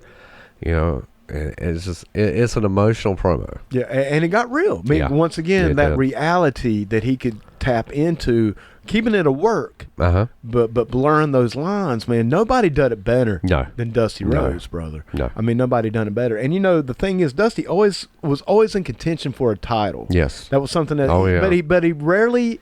It was weird, man. It seems like he always had a title. Yeah, but he never had it for long. No, and he was always chasing. Yeah, especially Flair. That was the thing. I still believe that to this day, that the big baby face should always be the chaser of the title. I think it depends, man. Obviously, with Hulk Hogan, it was a completely different scenario, and it was. I mean, come on, man. I mean, there's no denying that. I think it has a lot to do with how it's presented. Yeah. But I think for that Southern style, the style that we're used to, that gritty, for sure, it definitely resonates more. Because people, man, most people watching that, the fans, you just said there was a lot of strife, a lot of uncertainty in this time. I think everybody can relate to chasing that golden ring, right? Or in Dusty's case, chasing those golden belts. Yeah. And I think that resonated with the common people. Sure. And I think that's why, and I think it depends on your crowd. The New York crowd, maybe not quite as much, or the Hollywood crowd, right? Yeah, not as much. Yeah. It also made for a better superhero story for having Hulk Hogan with the belt, just like Superman would have the belt. Right. You know what I'm saying? There's, Yes, I think it definitely depended on your area. But, yeah, for Crockett, for that era, absolutely, man. Yeah. And Dusty, who better to chase it than Dusty Rhodes? Exactly. I mean, because once again, man, people could relate to that, and they're always chasing that golden ring. They just want to make sure they make it to payday, brother. That's right. And there was, like I said, man, just what else do we want to talk about? Well, dude, I want to talk a little bit about just, I want to bring up one of his promos. We were talking about the one that always sticks out to me, man, because it was funny. And I always kind of like the comic side. I always liked Jim Cornette even as a kid. Jim Cornette. I like stand-up comedians, too, when I was a kid, like Louis Anderson and Bobcat Goldthwait, I love those guys as well. So Cornette was always kind of that mix, wrestler and comedian. Yeah. But Dusty could get a little funny and a little kooky at times too, man, which I always enjoyed that. And he was actually going in there against Lex Luger. I remember it was him and Luger going for the U.S. title. It was during that period of time where Luger was the associate. Yeah. Or maybe he may have been a full-fledged horseman at this time. It might have been after Ole. I can't remember. Anyway, man, he was going against Lex Luger. Well, man, Dusty cut this promo. He was like, Lex Luger, you're in the gym, you're lifting these weights. Well, let me tell you how I work out. I go to the picnics, I get me some potato salad. I get an extra helping of biscuits. I get me a chicken leg or two, and he just started talking about how much food he eats. Yeah. But he was dropping, but he was like, you're over here doing squats and you're doing the bench press, and I'm going to get more potato salad, some biscuits, the fried chicken legs, Right. And I go to the picnics and that's how I do my training, and I'm still going to beat you. I mean, just stuff like that, man. I just remember laughing because it was funny, and it was meant to be funny. Yeah. He was trying to compare his body. He's like, you're in here in the gym, I'm in here at the buffet, and I'm still going to beat you, and he did. Okay. I got a question for you. All right. And I don't know if we're going to take a break or anything like that. I say let's keep jamming. I don't know how much longer I can go because I've had a lot of coffee. Oh, okay. Well, we may take a music break. Yeah, we may have to take a break here in a minute. But can you imagine if we were the age we are now and we were right there in the 80s, what we would think of Dusty? Brother, I've asked myself that question. Mm-hmm. And not only have I asked myself that question in my 40s, I asked myself that in my 20s as well. Right. In other words, being an adult. Yeah. This is what I think, man. For our age and for professional wrestling in general, not just Dusty, but just in general, I think we're at the perfect age. I think it was great to be a kid during the Dusty Rhodes / Hulk Hogan era. Right. I think it was great to be in our 20s during the Attitude Era. Mm-hmm. And I think it's cool to be in our 40s coming into this next era of wrestling that we're seeing the NWA coming back. Because we can appreciate that from when we were kids. Yeah. Even AEW coming in because, hey, man, we can appreciate something new. I don't know, man. I think it would have been fun, but I also wonder if I'd have been kind of jaded and burly and this ain't real wrestling, man. I want to see, Paul Jones versus Blackjack Mulligan. Or, even like with Harley and Jack Briscoe. and stuff like that. I wonder if I would have a WWE attitude. Yeah. Like I have now. Or the attitude that the older guys had back in the 80s. That's what I'm saying, man. This ain't wrestling. Well, the same people that you see on some of these Crockett website or fan pages on Facebook. So to answer your question, have I thought about it? Absolutely. Do I regret? Do I feel like I was born in the wrong time for wrestling? Absolutely not. Right. In fact, man, I've even asked myself that with music, and I think, man, I was definitely born in the wrong era for music. I'd have loved to be in 20 in the 70s. Well, I don't think the question is not so much that. What would you thought of a Dusty Rhodes? Do you think, say, like, if a Dusty Rhodes came out today, and we're at the age we are now, would it be the same as when we were kids with Dusty, growing up with Dusty? Would it be the same, or would it be just like, oh my gosh, what is this? Well, for one, we'd pick it apart. Yeah. Which I think, man, we lose that innocence as we get older. For Across the board, man, that's with anything. Yeah. We get jaded. You can't help but get a little jaded, especially after you see the turn that sports entertainment, quote unquote, is taking. But Mike, like I said, man, we may have been like that. Well, this ain't Harley Race and Briscoe, But we look at like Zicky Dice. Yeah. Okay. Outlandish is Zicky Dice. Outlandish, right. And we see that come in and we're like, oh my God, this is great. This is kind of cool. This is great. Maybe this is different. Yeah, but it's not different. It's a throwback. Right, yeah, exactly. It's new for today's time. Yeah. Man, I don't know, dude. That's a great question. But I do say that, once again, just kind of going back to the music era, man, I can't tell you how many times I wish I could have been 20 in 1973. Where I could have saw Leonard Skinner or Black Sabbath, right, or Aerosmith during their like big time, you know. Yeah. There's so many bands I love from that. Rush, you know, obviously there's so many bands from that era that I would have loved to have seen, especially Leonard Skinner, being the huge fan of Leonard Skinner and I am. I would have loved to have seen Ronnie Van Zant live. So for music, I'm like, yeah, man, I was born a generation too late. But I mean, I did get to come up in the 90s with like, you know, industrial music, grunge, gangster rap. You know, I love all those genres of music as well. So it's kind of cool being in my 20s for Tupac and Biggie and Nine Inch Nails, you know. Yeah. But yeah, man, I kind of sometimes wish, oh man, I should have been born a little sooner where I could have enjoyed these bands. But for professional wrestling, brother, I don't think there was a better time to be born. Oh yeah, for up, sure, you know? For sure, definitely. So you think if Dusty would have come in right now, we would have just picked it apart. We wouldn't have enjoyed it. We would have just picked it apart. Let me ask you, man, are we talking like another Dusty? In other words, would Dusty Rhodes? Dusty Rhodes. The Dusty Rhodes? Like the Dusty Rhodes. Dusty Rhodes was not a thing in the 80s. The Dusty Rhodes comes in now. Do you think it would have the same impact, or we would feel the same about Dusty Rhodes if he was to come in now, or would we enjoy it, or would we pick it apart? But here's the big thing: will we even be fans? Because we wouldn't have that booking. We wouldn't. See, I think, to me, Dusty wasn't the person that drew me in. Right. For me. Right. You know, I was coming in 80, 81 with Flair and Valentine. But without Dusty, would we have There was Flair? no Dusty. But there wouldn't have been a Flair. Flair said point blank, man, that Dusty's the one who influenced him. Same with Hulk Hogan. That's true. We wouldn't have had a Hulk Hogan. True. I mean, maybe not. I mean, we That's don't know. You know, true. we're really getting into some heavy butterfly effects here. Oh, exactly. Maybe you just had Valentine. Maybe. Yeah, but maybe not. I mean, because, I mean, well, there wasn't any connection to Johnny or Greg through Dusty. But who cares about? And that's where it could have went. It maybe wouldn't have taken off as much as it did. And oh wow, we're getting into alternate timelines here. Yeah, butterfly effects. Wow. I tell you what, man. Let's take a break. Then, Mike. Wow. I can't. No, I can't let this go or I'll lose it. Okay. So without the Dusty, Crockett just gets eat up like the other territories. But here's the thing. To get eat up by those other territories with Vince McMahon, you have to have a Hulk Hogan. Without a Dusty Rhodes, we may have never had a Hulk Hogan. God damn. Take a break. Let's take a break and come back, man. Let's play a song. I have no idea what we're going to play. Yeah. I tell you what, man, the last band I reached out to before we stopped playing music was a band out of Conley Springs, Mike. I don't know. Did you ever get a chance to check them out, Bonedryver? Yes. A friend of ours, Ashley Baker, actually introduced us to this band. And I really liked them, dude. And I reached out, and I'm like, hey, I want to play your music. Hey, man, go for it. And then we stopped playing music.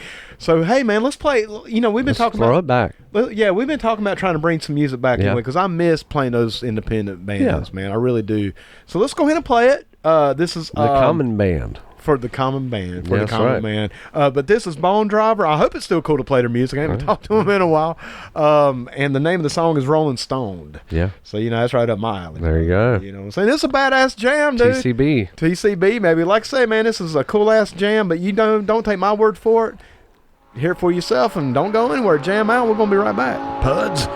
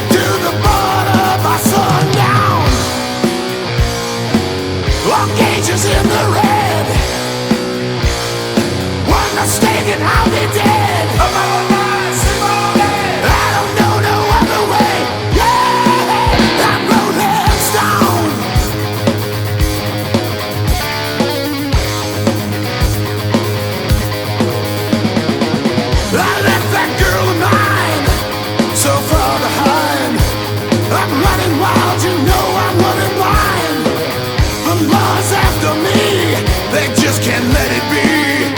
On the highway to hell is where the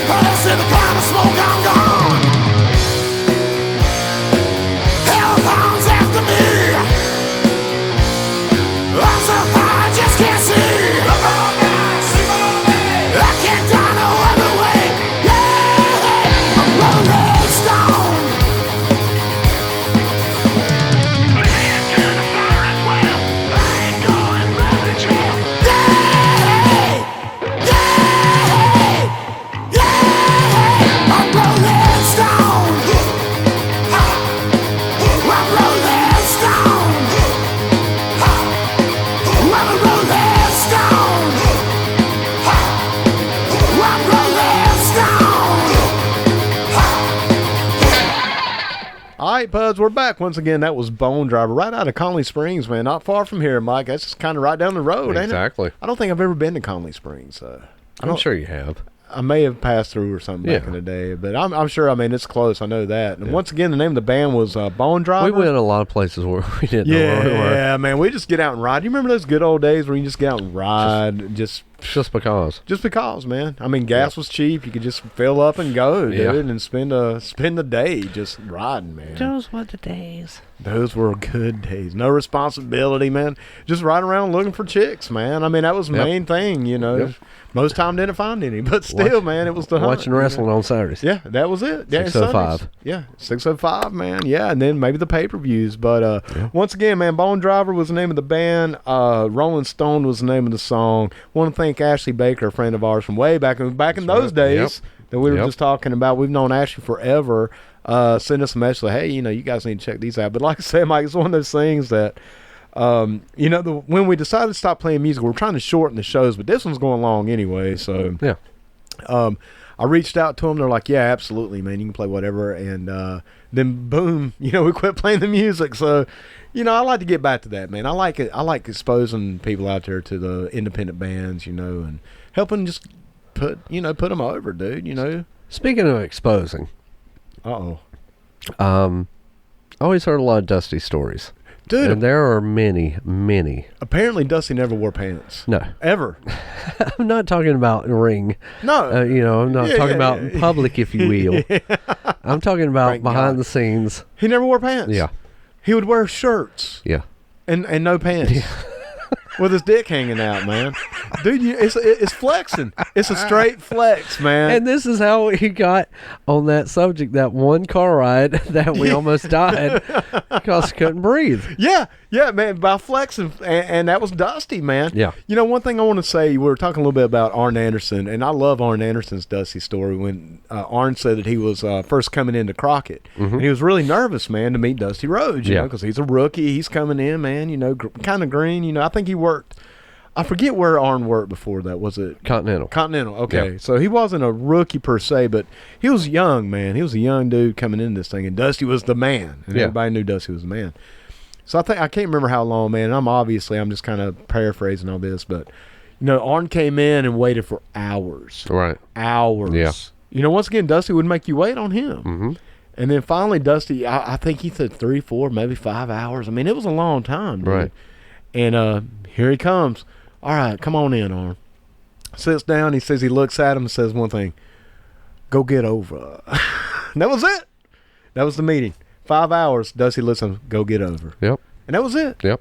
But yeah, you hear so many stories of Dusty just being buck naked, man, or just wearing a shirt. I think it would be better if he was just like completely naked than just wearing a shirt, because when you're wearing a shirt, tough, you're doing it. Yeah, that'd be tough. Yeah, I mean, it's none of it's good, man. I mean, none of it's going to be a good situation. No. But when you have the shirt on, that shows I'm clothed to a degree. Yeah. And I'm fully aware that I got my dick out. Yeah. Because if you're fully naked, well, I just got out of the shower. It's a weird situation to begin with anyway. just. But when the man's wearing cowboy boots, a shirt, and nothing else to talk to you about your business. Yeah. With his business out. Just out there, man. Yeah. You know, Mike, before we played the song, man, before we had our break, we were talking a little bit about Dusty's influences. Mm-hmm. Or, excuse me, the people that influenced by Dusty. Yes. Is what I'm trying to say here. And we had these what-if scenarios, these butterfly effect type situations, you know. Would there have been a Hulk Hogan? Would there have been Ric Flair? My brain almost exploded on that last segment. Yeah, dude. I mean, and you're right. You're right. I mean, where does it go? Who would have been? I mean, it certainly wouldn't have been Bob Backlund. No. Oh, absolutely not, man. No, no, of course not, man. Who was in line then to take it? And once again, man, it's such because Superstar was out on his way out. Yeah, I mean, and even then, man, Superstar he could have already been. Mm-hmm. I've always said, dude, of all the drop balls in the history of wrestling, I think. But don't you think Dusty took a little bit from Superstar? Yeah. Absolutely, man. I mean, look at their feud. Yeah. Before, when they were working in Madison Square Garden. Yeah. Man, those matches, the bull rope match. Yeah. No, it was a Texas Death Match. Texas Death Match. Yeah, I'm sorry. Yeah, I got. They did do the bull rope as well. I think they did, man. Yeah. I mean, and those matches were historic. I mean, those were headlining. Well, I don't know if they headlined, but they were. Oh, for sure, yeah. They did headline. Absolutely did. I mean, Madison Square Garden, brother. Yeah. And I mean, to me, it's a testament. Because people always say Flair, Hogan, Flair. I mean, these are always two of the names that always come up. Whenever you talk about a Mount Rushmore professional wrestling, those two names are always on it. Yeah. Dusty's isn't necessarily on almost every list. Yeah. But he influenced those two. Right. I mean, man, let's be honest. I mean, is there any bigger than Flair or Hogan other than Dusty? Right.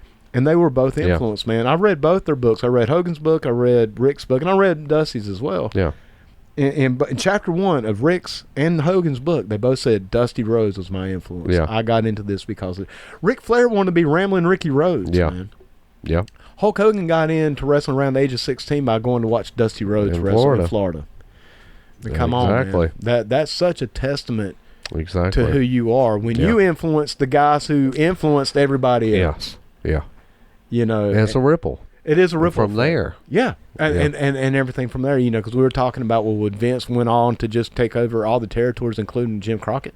Probably not, because he wouldn't have had a Hulk Hogan. Right. And we just said it before, Mike, and we'll say it again. You cannot book somebody to be that over. No. Obviously, it's a combination. It's symbiotic, man. You have to have one and the other working in tandem together. Right. But you can have the greatest superstar, most charisma, most work ethic ever, but if you have a bad book behind it, it's going to fail. Right. And vice versa. You can have the best book, best promoter, most creative guy behind the scenes like a Vince McMahon back in the 80s, but if you don't have a Hulk Hogan type out there to push that, it's going to fail. Right. And we've seen it. We see that today in WWE. Well, you take a look at it from the other side of the coin as well. Had there not been a Dusty, and there had been, that Hulk Hogan, that Ric Flair, and even with Vince, would there have been no takeover of the territories? Would the territories still be alive and going? And wrestling had not gotten so big that it imploded in on itself. Would that be, possibly? Because I mean, with Dusty's ego, what it was, he definitely wanted to take on Vince. And he wanted to take over, and he wanted to win. Yeah, man. And I think if Dusty maybe has some more tools, maybe he could have done that. Right. I've always said, man, Magnum TA could have been the next Hulk Hogan. Yeah. I mean, we've actually got a podcast on that, a podcast on that a while back. Right. Highly recommend people go back. A What If series. Yeah. Yeah, man. I mean, these are questions, dude, that we can ask all day, all night long, man, and never really come up with an answer. No. It's definitely one of those butterfly effect type situations. Would there have been a Hulk Hogan? Would there have been a Ric Flair? Would there have been territory system? When would the territory system still be in armories today? Would we even be fans? Would we walk? I don't know. I mean, because, man, Hulk Hogan was such an influence, and obviously Dusty, as we've just said. But, Mike, let's move it. Since we took the break, I think that's also a good way to maybe start segueing into Dusty's later career. Yes. Because we've got to talk about the WWF era, man. We've got to talk about the Common Man. Yeah. We've got to. How surprised were you the first time you saw Dusty Rhodes on WWF or WWE television? Pretty shocked. Dude. I was floored. I'd wondered, what was going on, what had happened after that Road Warriors feud. And you just didn't see Dusty. No. Of course, this is before the internet and everything where you can easily accessible to see where a guy is, what's going on, where he's going. Mike, let me stop you for just one quick minute, man, because there was no internet. But I've bragged on this show before. I'll brag a little bit more. I had a satellite dish. Right. I got to catch Dusty in Florida on a couple channels. Okay, yeah. When, that in between time when he was doing the was it called PWF at that time? I think so. Professional Wrestling from Florida, something like that. Yeah, it was basically the Florida territory because it was still somewhat operational. Right. It wasn't absorbed by WCW at this point. Yes. And so I actually got to catch a little bit of him down there, and I was surprised to see him down there. I actually thought it was a little bit of a cross-promotional thing. Right. But, yeah, I actually did get to catch... Because you saw a lot of the older guys that you had seen on NWA. Absolutely, yeah. And I got to catch some stuff from Lawler's promotion as well on that. There was like a channel that had a lot of USWA. USWA. Sure, man. And So I actually got to catch a little bit, but I had no idea. I thought he was still involved with NWA because you know back then, man, you didn't really know all the backstage stuff. You know, WCW. Because man, one day it was the Wrestling Network, and then the next day it was like WCW. Yeah, and they still had NWA ring apron, so it was a little bit of a still kept the alliance. Yes, and it was still a very confusing time for a fan. It was very confusing, really was. Especially as somebody who didn't understand the business and still thought it was kind of even real. At that time, still thought there was a lot of realness to it. But I remember seeing Dusty down there, and I was like, "Oh wow, cool! Dusty Rhodes is here. You know, that's great." Yeah. And so I got to catch a little bit of that. So anyway, Mike, I just want to put that out there. I completely forgotten about that. You know, that very little stint in between there. Short, yes. But seeing him on there, was exciting. Sure, it was great. But what was to come? Not my favorite point of Dusty's career. No, I agree with that. Overall, I agree with that. I do think that they ended, and we'll get to the end of his WWF run here in a minute, because I did think that was some pretty cool stuff with Dustin. You remember that one? Oh, yeah. That was because they dropped the polka dots. But I do want to talk a little bit about the vignettes. I do want to talk about some of the feuds, especially the ones he had with both Macho Man and with Ted DiBiase. Those were good feuds, man. Yeah. Oh, yeah, definitely. The in-ring stuff was still there. Always still there. And you could tell Dusty was having fun. And people will even tell you that. He's even said that in his shoot interviews. You know, that was probably the most fun he'd had in years. Yeah. He had all the weight of being the boss man taken off his shoulders. He could just go out there and work. Right. Man. Yeah. But, you know, it's also a testament. I'm not very high on Vince McMahon. You know that, Mike. We shit all over Vince McMahon. It's so good to be able to say that. We can't say on the weekly wrestling wrap, but we can say we shit on Vince here. You know? Oh, yeah. We said we crap on him or give him grief. No, we straight shit on Vince McMahon sometimes. Oh, yeah. But it is a testament to how Vince McMahon is when he can actually sell polka dots to Dusty. Because he did. Well, if anybody can do it, you can do it. You're the American dream. And Dusty walks out like, well, hell, I guess I got polka dots now. And then what does he do? He puts them over. Yeah. He put them over, Mike. Yeah. I didn't like it either. I thought it was hokey. I thought it was kind of very hokey. It almost felt insulting. The vignettes. Everybody loves the vignettes for whatever reason. I did too, Mike. Even as a Dusty fan, I loved them. I never did. I liked them because I didn't like them then. I could find humor in them now. Okay. Just because it is that wink, wink, nod, nod. Yes. Kind of stuff. Aren't you? You remember how they would always end them? Yeah. Wait a minute, aren't you? And then it'd stop and he'd kind of do the wink. Yeah, exactly. I like that, actually, man. I didn't like that as a kid. I can find humor in it now. I did not like it. You were taking the Dusty Rhodes I knew and loved, and grew up, loved, and you were lessening Dusty. And I'll even say that with Sapphire as well. I'll even say that with the polka dots. You couldn't stop him in ring because you couldn't control that. No, right. If Vince had taken Dusty seriously and pushed him seriously, it could have been a whole different ball game, man. Well, one thing that I always felt, you know, I know we've talked about even though I felt like this was the end of Dusty's in-ring career. Right. This was really the twilight. Well, you know, man, he would even tease retirement in the NWA. NWA, for sure. He would always kind of tease that. I remember that toward the end. That's that peril, baby. Yeah. That's that Dusty in peril. Yeah, man.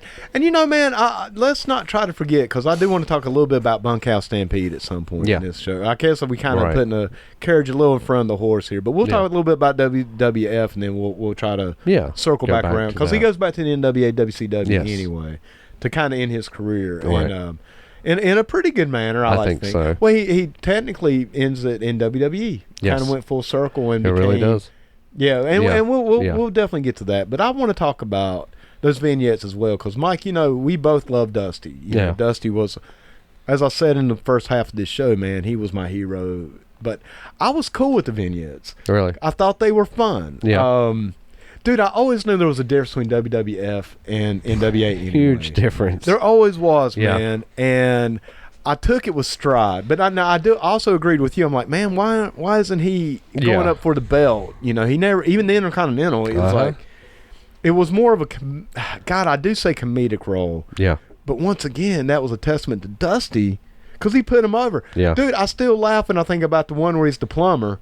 and the toilet's clogged up. He's like, barbecue, who's been eating barbecue or something like it. I laughed as a kid. And I was a little older at this time too, man. I say kid, but I was, right. I was still minor. But I forget, man. What year was that? Like 90, maybe. Yeah, I believe so. Late 89, 90. So I was probably around 15, man. So I was a little older, give or take. Right. Maybe 14, 15, maybe 16 even. So I was kind of even getting where I was getting more into other things anyway. I still always loved wrestling. Yes. I was getting more into girls and the guitars and stuff like that, music, stuff like that. But I found humor in it. Man. But WWE was always hokey anyway. Yeah. And the thing that I didn't like was the polka dots. I did not like the polka dots. Right. I was like, the vignettes I was cool with. But then even the polka dots grew on me. And even today when I see polka dots, I think of Dusty Rhodes. What? And I may have heard this at one time and just completely forgot. Why the polka dots? I think it was Why a rib. those fucking polka dots? The way I understand it, Vince McMahon says, when I see Dusty Rhodes, I think polka dots. It's Vince McMahon, dude. But there's no other explanation other than that. That I've ever heard. I think it's a rib. I think it was a straight up rib. If it's a rib, it has to have some kind of like meaning behind it. It's like not necessarily, man. I mean, other than putting like a fucking shit emoji on the back of his trunk. Well, I mean, I think that's what it was. But it doesn't come from it because they would rib Dusty all the time. Like we've talked about before, Virgil. Yeah, with the $1 Million Man. Good example. There was always a meaning behind anything that they did. Right. Man, I don't know unless it's just one of those random, strange things that doesn't necessarily have to have a meaning. Dude, it's Vince McMahon. Yeah. I see polka dots, and my God, he's got polka dots on. Look, explain the Red Rooster. Well, he was cocky. Okay. Okay. Exactly. There was always some kind of meaning or a deeper meaning or a deeper thought behind everything that he did for the reason that he did it. Right. Yeah. I just never could figure out what polka dots.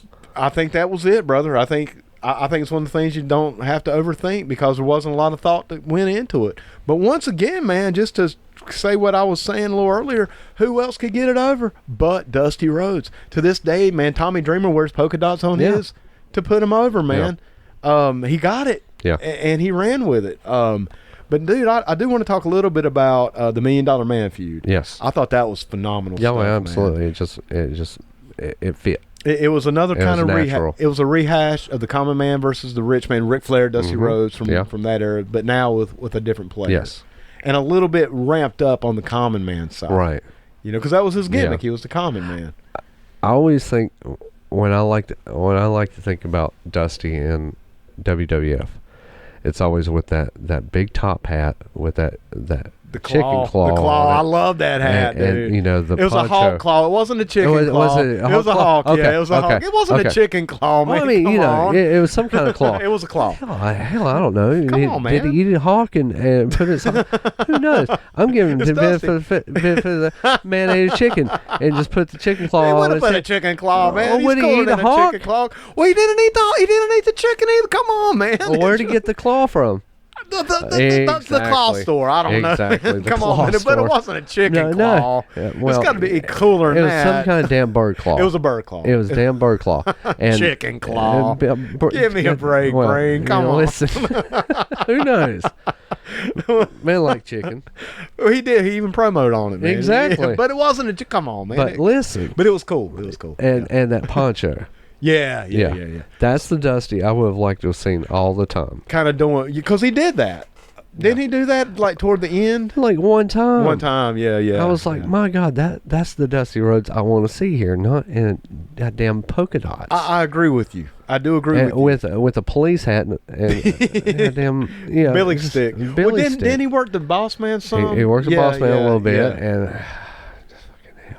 Dude, but here's my thing with that, and I hear you. Or the polka dot bandana. Yeah, the bandana. Now, I'll say this much. I do agree with that. I think that would have been a better gimmick. Oh, it would have got more over. But I also did like the fact that we got to see a fun Dusty Rhodes. Yeah. Because, if he was doing that, man, it had been serious, more like he was in India. Right, yeah, he was always serious. I kind of like that lighthearted, just go out, have fun, be the common man. We're dancing with Sapphire. I love Sapphire.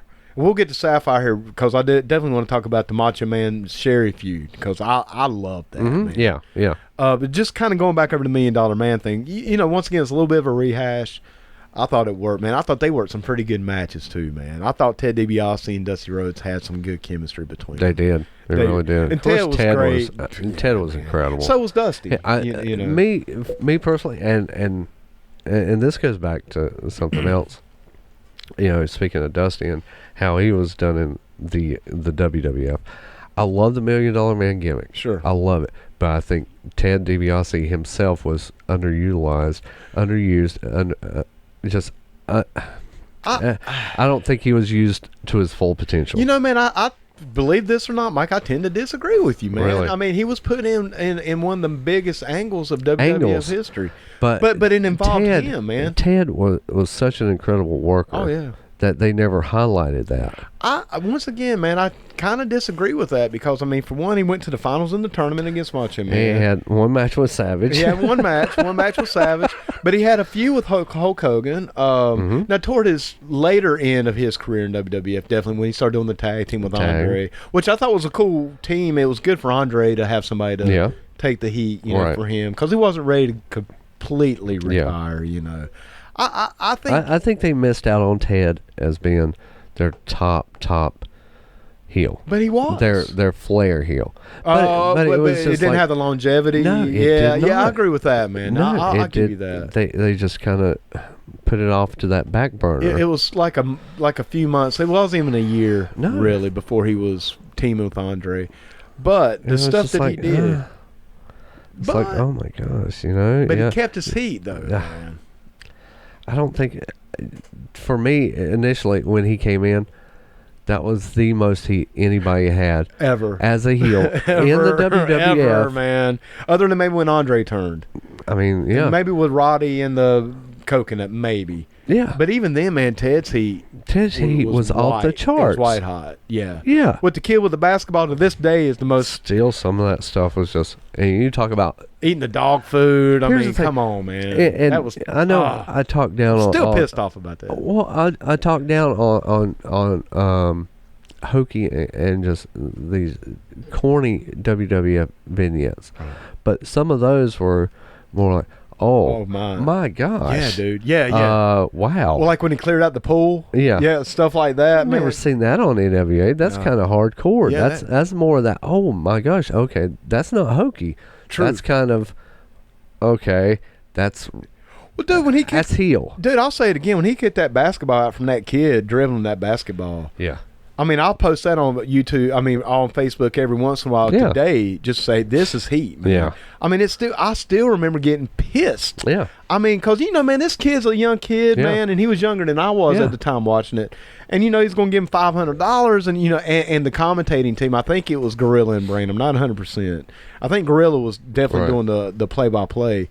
He was like, oh, man, you know, this is really going to help this kid out. You know, man, I know they can use that money. This is going to be so good for him. I mean, he was putting it over. And then he kicked that ball out at 10. I came out of my chair as a kid. And I was a young, you know, I was like 15, give or take, 14, 15. But, I mean, I came out of the chair like, you son of a bitch, fuck you, man. I mean, I was mad. Oh, yeah. And that was some of the only other time I can remember being that mad is maybe when Andre turned on Hulk. Right. And that was hot, man. Yeah. But once again, man, to go back to our subject today, when you had Ted DiBiase still riding that heat, he was still riding that heat. Going up there against Dusty Rhodes, man. You remember when Dusty gave the money out? You know, dude, that was great, man. That was so good. And, you know, the stuff he did with the Macho Man. Yeah. I mean, dude, to me, that is, to this day, some classic stuff. Yeah. And I know, man, I think me and you disagree about Sapphire as well, don't we? Yes, we do. I loved Sapphire, man. I think Sapphire was unnecessary. See, I don't know if it was necessary or not, man, but I thought it was a nice touch, dude. Sometimes it doesn't have to be necessary to work, I don't think she added anything. I disagree. I totally disagree. I think they played off so well with each other. Because she was a promo master. But you got Dusty, man. Dusty was. But Dusty was, man. It was that common man and that common woman to go up against the king and the queen, man. And Sherry, who's legitimately a promo monster. Legit. And Savage, who is just off the charts. All the time, yeah.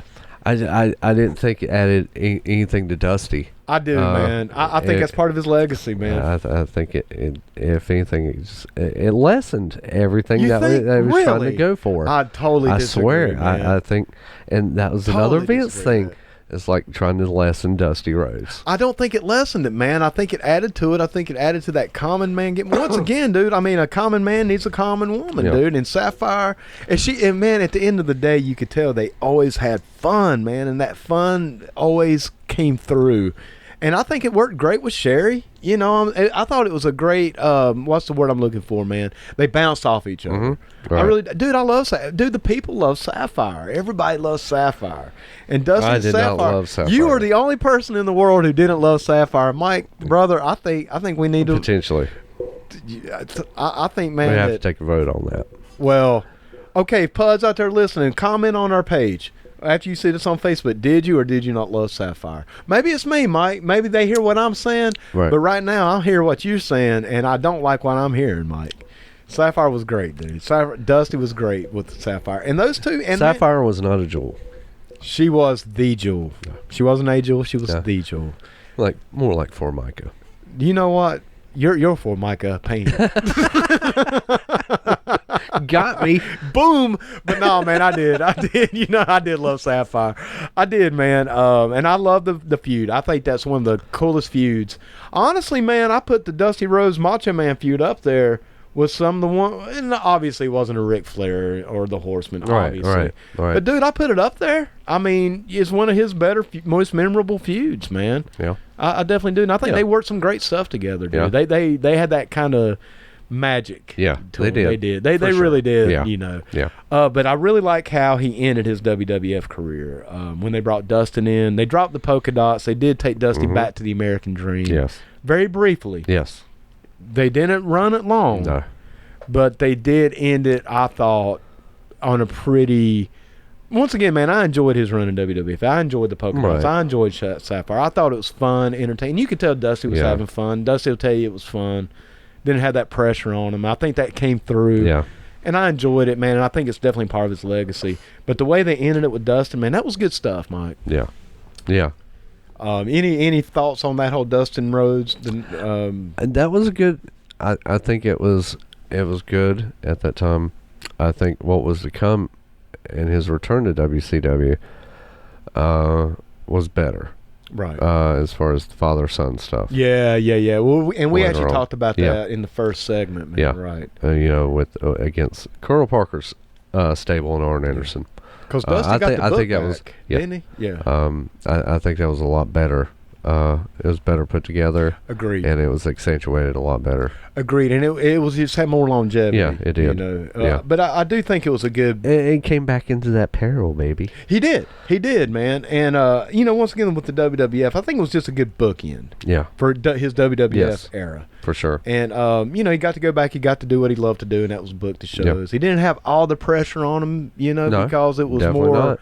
Corporate, so he got more creative and didn't have to worry so much about the day in and day out of the business and got to be more creative. And Dusty, man, once again, dude, we talked about it earlier. We'll talk about it again. I can't think of anybody that's ever been more creative than Dusty Rhodes. And you would be hard-pressed to find anybody. Yeah. I think anybody that would come close. Obviously, you know, he was taught by Eddie Graham. Sure. Watts. Watts ran along that same lines of creativity. Absolutely. Gilbert. Eddie Gilbert. Yeah, I put for him sure. There. Yeah. Eddie Gilbert was fantastic. Bill Dundee. Yeah. Bill Dundee was doing some incredible stuff right around that time. But still, man, I think Dusty just had it. He had he had a much wider vision. I think, man, that he borrowed or had similar styles of all the people you just mentioned, all in the same package. Right. You know, and Vince. And Vince, too, as far as wanting to go national and go bigger. Yeah. You know, I think he had elements, and I think that's what, in my opinion, made him the brother. I know the term greatest of all time, the GOAT, whatever, you know, gets used a lot, but that's why Dusty will always be my greatest of all time because not only what he did in the ring, not only his persona, not only his character, which is enough. Yeah. That's enough to put him as the greatest of all time in my book. True. But what he did in the back as well. And Mike, I want to, we probably need to start wrapping it up, man. We're going a little long here. And did you want to talk about the bunkhouse? Yes, I did. I want to talk just a little bit about the bunkhouse. I want to talk a little bit about his later days in WCW, and then I want to bring it full circle and talk about what he did in NXT. Yeah. So let's just talk about the bunkhouse. Well, also ECW. We can't forget that little stint he had in ECW, which was an incredible comeback. Which was great. Yeah, that's right, man. Against Steve Corino. Yeah, and dude, he even had a little, and he did his own thing, turnbuckle wrestling. Turnbuckle Championship Wrestling. He also did some stuff in TNA, very briefly, sure did. which was actually a high point for TNA. It was. It really was. Anytime Dusty was there, man. Yeah. But we do need to try to start wrapping it up, man. God, we could have probably done a two-parter. We could have. And we may come back. Probably do 8 hours on Dusty alone. Yeah, man. Just in Crockett. Yeah. I mean, if we really want to break it down year by year and angle by angle, I mean, we haven't even talked about the James Boys, the Midnight Rider. I mean, the Midnight Express stuff was phenomenal. Yeah. Blown away. The six-man stuff. Kevin Sullivan stuff. Dude. In Florida. The six-man stuff with the Road Warriors. Midnight Rider. Yeah, man. I mean, twice. The Russians. The run with the Russians, that's which what I'm saying. led directly into the Flair and Andersons. The Superpowers. The big turn of 81 with Ole Anderson. Yeah, man. Like the Superpowers. We didn't talk about that. The Crockett Cup, which we were talking about. I mean, we're going to have to do a part 2 on Dusty, man. Yeah. We're just going to. You know what? We'll leave the bunkhouse for that. Okay. Because we're going to have to go back and talk about the stuff we just. Yeah, for sure. Come on, man. Yeah. I mean, look at all the stuff we left out. Yeah. Dude, we could almost do a show on the Midnight Rider. Yeah. I mean, by himself. So, I want to talk about at least one thing, man, in WCW, toward the end with the NWO. Yes. First of all, Dusty was doing commentary for that when Hogan first started. We haven't even talked about Dusty Rhodes the commentator, Mike. It's too much. It's too much, man. You cannot pack it in. We'll bring that up a little later because, we're going to have a part 2. Yeah. That's just There's all no it doubt. is. In fact, man, we may even try to find a guest to come on for that, man, because I know somebody. I would ask David Hayes, but I'm not bringing him back on the show to invite one of us on his show. Man. I'm just going to put it out there, man. I would love David Hayes to come back on, but I'm still waiting on my invite, man. Right. You know how he always tries to play it off. Well, man, I try to get you on. You know how he does it. Hey, man, you got the wrestling show tonight, don't you? Yeah, you're probably really busy, ain't you? Oh, yeah, man, I'm going to be busy all day. Well, I was going to invite you on our show. No, it's not like that, man. It's like, we just haven't been able to get on. But I'm serious, man. He can't come on to one of us is on his show, man. Okay. So, that's your band, David Hayes. Yeah, I know you're listening, man. You heard it here. As soon as one of us go on your show, this is a work. Let's put it over, man. This is a work that you can catch up with all the pay-per-view reviews. Yes. Go really in depth, man. That last one they did with the Royal Rumble was off the chain. Zane Riley was actually on that. We got to get Zane on the show as well, man. Zane wants to come on the podcast. We want him on the podcast. Great show. But, yeah, man, David Hayes, until me or Mike's on This Is a Work. Man, we're just going to send you pictures of the Pudcast, brother. That's right. We're going to send you a postcard, motherfucker. But nah, man, I had to put him hears over. what you're saying. Yeah, he does hear what I'm saying. Oh, man, so I guess you're busy today, huh? Yeah. Why? Well, I was going to invite you over, but you're busy. Yeah. Anyway, I'm just picking on him on that, man. But I had to get on him a little bit, man. That's our weekly tradition, man, to get on David Hayes about something. But, man, one thing I do want to talk about, Dusty Rhodes was basically, he was a heel when he came in. Yes. He did do the big turn and stayed super baby face for his entire career until he joined the NWO. Right. I loved that, Mike. I know there was a lot of opinions. Yes. I was a big mark for the NWO. I had my NWO shirt. Right. I had 3 of them. Yeah. Come on, that's some. I did not care for that. I know. In an already oversaturated NWO. That's true. I'll give you that. But man, when it was just too much. When he took, me being the NWO mark I was, the Dusty mark that I was. Oh yeah, for sure. When he dropped that elbow, marriage for you. Oh, dude, it couldn't have gotten any better. Yeah. And they had already kind of teased that with Scott Hall because obviously Dusty helped bring Scott in and everything. Yeah. Dude, when he dropped that elbow on Zabisco and took off that shirt and then NWO, everybody else, y'all were mad. I remember you especially mad, Mike. That's your new nickname on this show is Mad Mike because you've been mad a lot. Yeah. You were mad. You were like, I was pretty mad. Fuck that. Fuck. And I'm over here like NWO for life, baby. It was too sweet. It was too much. NWO got saturated. It got out of control. It did. No, it did. It got crazy, silly. Oh my gosh, you can't do this every week. But I did like how they gave Dusty that last little bit of an angle. Yeah. You know what I'm saying? Yeah. And the hottest angle that was going at the time, man. For sure. Now, whether or not it was oversaturated, obviously. Well, see, I even go back to like, even after that, not even that being his last angle. Last angle, I remember him in WCW as it is. Was that whole Jeff Jarrett thing with Ric Flair? And that's right. Yeah, he did that. Yeah, I forgot about that. Who else was it? Was it Barry? I think Barry was involved, maybe. The Kiss My Ass. Yeah. And it just didn't seem like it was too far gone. At that point, man, WC, I don't even remember that entire, because I was watching more WWF at this time, you know. Yeah. Well, speaking of WWE, WWFE, you know, obviously, man, there was the ECW stuff he did with Carino, which was great. We'll talk about that in the second episode. But since we kind of talked about his career and kind of overview, you know, he goes back to NXT. Well, they had Florida Wrestling, Florida Championship Wrestling, right, which was a WWE developmental, yes, which would later on become NXT. It's basically the same thing under a different name. It morphed, yeah. Dusty was a big part of that. Yes. And I think his influence, you know, we've talked about in AEW with Cody and even the NWA, obviously, his influence is still felt. I think his influence is still felt in NXT because, once again, man, we just had the tag team tournament, which, let's face it, man, it's a takeoff of the Crockett Cup. Yes. That they did for Dusty. Right. And, I mean, his boots are on there, man. Yep. I mean, the legacy of Dusty Rhodes will never die. And I think it was a really great place for him to end his career. And then, of course, unfortunately, Dusty did pass away here a few years ago, which was hard, man. Yeah, that was very hard. That was a hard one, brother. Yeah. I mean, he lived a great life, man. I mean, nobody did it better than Dusty. Nobody lived life better than Dusty Rhodes. Yeah. But to be able to end his career, to bring up the new talent, because he even said in an interview, man, he loved that. He loved being able to mentor and help shape and mold these young guys and girls, or women and men, into future superstars. Yeah. It was the perfect place for Dusty to end his career, man. Yeah. Especially and based out of Florida. Come on, man. Yeah. How poetic is that, Mike? Yeah. I think he rippled, especially with the modern era right now as it is, especially the NXT, you know, that out front, crowning Seth Rollins as the first NXT champion. Yes. You know, coming up and working with Roman Reigns, and Rollins and Ambrose, as it was Moxley. Yes. Dusty Moxley was the last person to ever take a bionic elbow. Right. Yeah. Ain't that cool, man? Isn't that something really awesome to have on your resume? Yeah. And not only that, man, but I've said it before. I've said it even this week on the weekly wrestling wrap-up that you can catch on L-Town Radio Sunday nights at 9 o'clock and on demand on ltownradio.com, is that I think Moxley is going to be – boy, that's a lot, ain't it? It is. But I still say – that's heavy. That is heavy. Yeah.